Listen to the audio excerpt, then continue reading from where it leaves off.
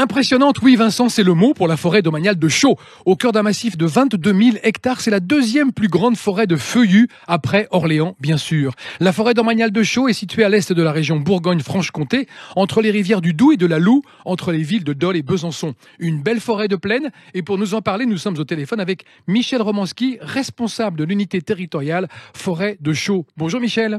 Bonjour. Alors quelle est sa grande richesse à cette forêt de Chaux et pourquoi on la surnomme la Grande Invisible ? La Grande Invisible, pourquoi ? Parce que c'est une forêt, comme vous l'avez dit, de plaine. Il y a très peu de relief. On va faire simple, elle est toute plate. Donc quand vous trouvez au centre du massif de Chaux, en fait, vous avez aucun relief. Vous pouvez pas avoir de sommet, de collines, des choses comme ça. Si vous voulez observer la forêt de Chaux, il faut sortir du cœur de massif et d'aller, par exemple, sur le mont Poupée ou sur le mont Roland pour observer la forêt de Chaux vue d'en haut. Et si vous allez la voir vue d'en haut, vous verrez une vaste étendue, toute plate, un peu comme un lac, mais un lac tout vert. Donc quand vous êtes au cœur du massif de Chaux, vous avez très peu de relief, très peu de visibilité. Quand vous êtes en dehors du massif de Chaux, elle est très difficile de l'apercevoir. Vos conseils, Michel, pour visiter cette forêt, à pied, à vélo, à cheval, tout est équipé, il y a de la randonnée, des sentiers balisés, tout va bien ? Ah, il y en a pour tous les goûts. Il y en a pour tous les goûts, pour les cavaliers à partir de Dole. Vous avez ce qu'on appelle le Grand 8 qui emprunte le GR59. Vous avez le départ de l'échappée jurassienne, un sentier de randonnée donc qui va jusqu'en Suisse. Oui. Tout à fait. Vous avez des haltes importantes à la Viellois, à Mouchard, à Arquesnan, des choses comme ça. Donc pour les randonneurs, pour les vététistes aussi. Donc il y a des circuits qui sont balisés. Il y a des boucles longues, des boucles courtes. Vous en avez pour tous les goûts, on va dire, au départ d'Arquesnan, mais surtout au départ de Dole. Alors on dit qu'il y a 450 km de cours d'eau qui la traversent, c'est vrai ? C'est vrai, c'est même un tout petit peu plus. Alors des cours d'eau, faut pas s'enflammer. Ce sont beaucoup de ruisseaux intermittents, c'est-à-dire que ça coule l'hiver, mais l'été ils sont secs. D'accord. Et alors, voilà. Vous pouvez nous en citer ? Il y a la Cloge, je crois, la Tanche. Alors vous avez deux ruisseaux principaux qu'on peut même qualifier de petites rivières, qui sont la plus importante, c'est la Cloge, qui va se déverser dans la Loue puis après dans le Doubs, et la Tanche qui elle se déverse dans la Cloge à la Viellois, et c'est un affluent en fait de la Cloge. Et la particularité de ces cours d'eau, c'est que leur cours, on va dire quasi exclusif, il est forestier. Donc ce qui confère à ces cours d'eau une richesse en fait très importante, d'une part du point de vue des poissons, parce qu'on a une richesse patrimoniale. Il faut savoir que ces cours d'eau sont classés au titre de la zone spéciale de conservation Natura 2000. Dans la Cloge, vous avez par exemple du lamproie de plein air, de la lotte, du chabot, des choses comme ça. Alors ça parle peut-être pas forcément aux auditeurs, mais ce sont des espèces de poissons relativement emblématiques et rares. Et on peut les pêcher ? Ah, pas du tout. Voilà, c'est surtout interdit.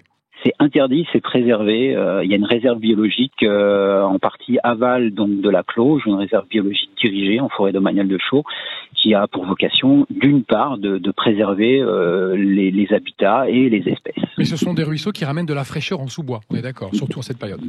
En forêt généralement, il fait toujours plus frais en découvert. Voilà. C'est un peu notre marque de fabrique. Est-il vrai, Michel, qu'on trouve des chênes à la Vierge ? Et qu'est-ce que c'est qu'un chêne à la Vierge ? Alors des chênes à Vierge, effectivement, c'est des chênes dans lesquels il y a une cavité soit naturelle, soit une cavité qui est façonnée par l'être humain pour y mettre une vierge et avec une grille devant. Progressivement, la vierge disparaît, mais ça devient un lieu en fait de recueillement, Ce sont un peu des lieux de culte. Des lieux de culte, oui. Il y a des choses un peu on va pas dire celtique qui se passe autour de cette forêt, mais bon, il y en a pour tous les goûts. Oui, chacun va prêcher ce que bon lui semble. Absolument. Et on le laissera prêcher ce que bon lui semble. Voilà. Est-ce que quand on va au parc de la Soline, on est sûr de s'amuser ?